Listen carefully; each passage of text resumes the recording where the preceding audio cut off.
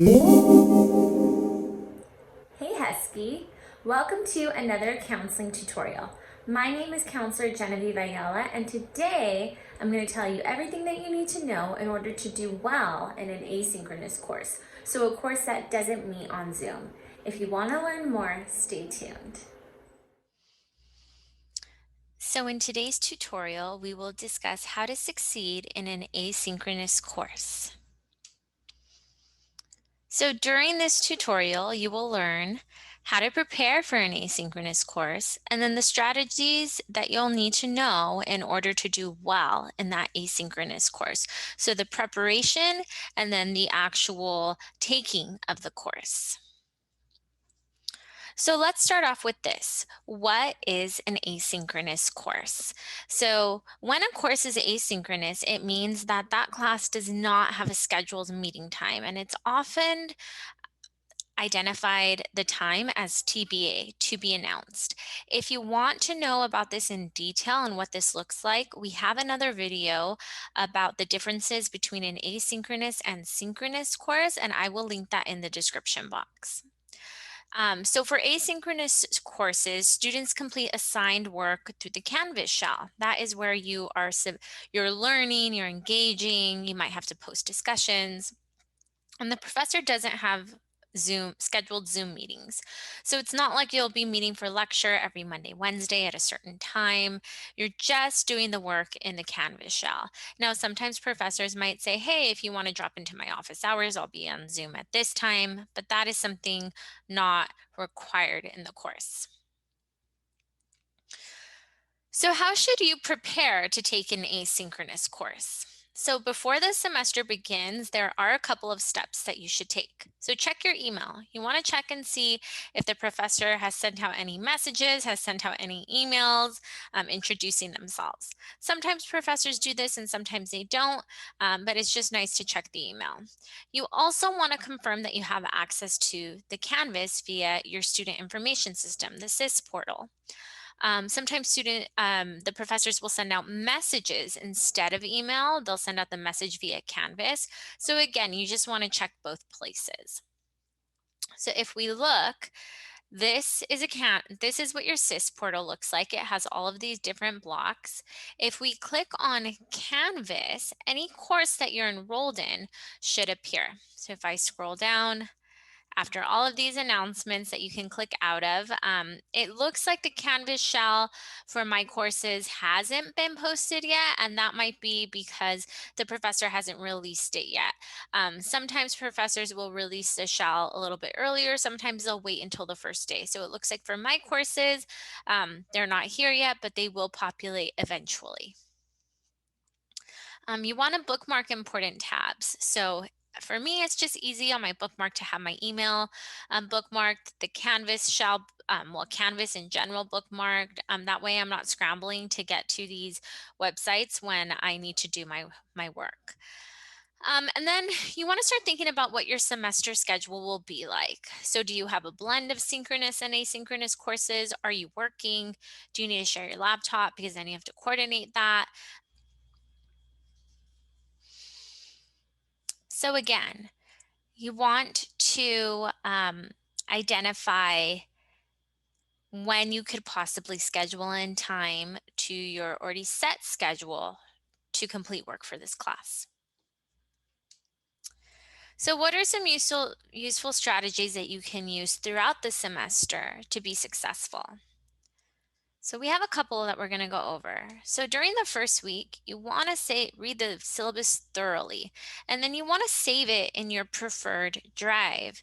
So whether you want to use Google Drive, you want to use OneDrive or Canvas, I'm sorry, not Canvas, Google, OneDrive, or just your desktop, whatever works for you. If you haven't identified how to organize your school documents yet, I will link a video in the description. It's not by ELAC Counseling, but it is still very helpful. And then you want to identify a time in your schedule that you will dedicate to coursework, right? So if you're in a 3-unit course, then you should be spending 3 hours on your classwork and then 1 to 2 hours of homework. 1 to 2 hours on homework. So a total of 4 to 5 hours on your asynchronous class per week. And you need to build that into your schedule. And that noise was just thunder because there's a storm going on. Anyways, you also want to input dates and deadlines into your semester calendar, whether you use the one that is um, within your email.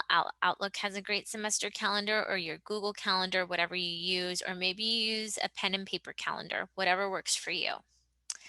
And then you want to get familiar with Canvas. Check out the support videos on our distance education website. I've linked it here and I'll link it in the description box. So these are some great videos that just shows you the resources, um, the assignments, how to submit, and different things. So check these out. They're very useful. So throughout the semester, there are a couple of things you can do.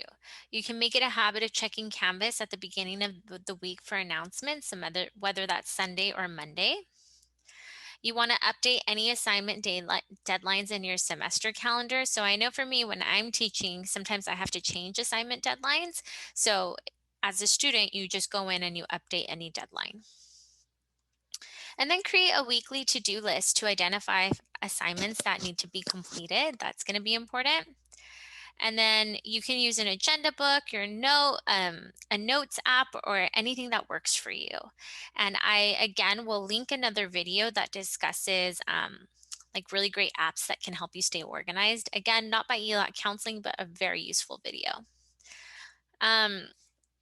And then this is something that's really important. Connect with your classmates, exchange email, social media, or phone numbers. Because if you have a question about something, it's good to engage with another classmate. And I know that's really hard in this virtual setting, but you can even post to the discussion board like, does anyone want to exchange emails or social media? I think that would be very helpful. Because creating a community helps you feel supported and motivated, and that's going to contribute to your success.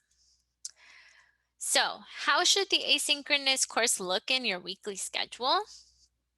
This is just like a very broad example of a student who is a full-time student. So as you can see, this math class, it's synchronous because they meet on Zoom every morning from 8:50 to 11:25. It must be the one with support. And then their English course is synchronous as well. So it meets from 1:45 to 3:10. On Tuesdays and Thursdays, they're like, okay, my comm class is asynchronous and I need to dedicate and 3 hours to it. My English class is 3 hours. So I'm going to use that same time frame. And even though I don't have to meet on Zoom, I'm going to be actively doing my comm homework. And then they're like, okay, I have counseling 40. And on Fridays, I have 10 to 1 available. I'll be able to sleep in a little bit. I'm going to go ahead and make sure that every Friday I'm working on my counseling work from 10 to 1. So again, it's important to build this time into your schedule and treat it like you would have to be on Zoom with the professor. Now, this is a very loose study schedule. I think it's like a minimum amount of studying that a student should be doing, and it's kind of flexible.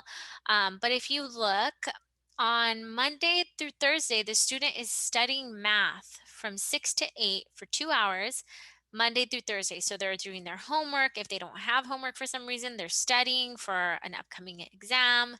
Um, and then on Mondays and Wednesdays, since they had English, they're studying for English from 9 to 10 p.m. The student stays up a little bit later. Same thing, Tuesday, Thursday, Tuesday, they're studying for comm. Thursday, they're studying for counseling. And then on Saturday, they're still studying for math from 10 to 2. And then after that, they're kind of seeing if they have any upcoming exams or other homework for other classes, and they're doing that work. And then on Sunday, they're reviewing agendas, checklists, and preparing for the upcoming week, and possibly doing some studying if they have upcoming exams. So again, this is a loose schedule, but this is my recommendation if you want to be successful.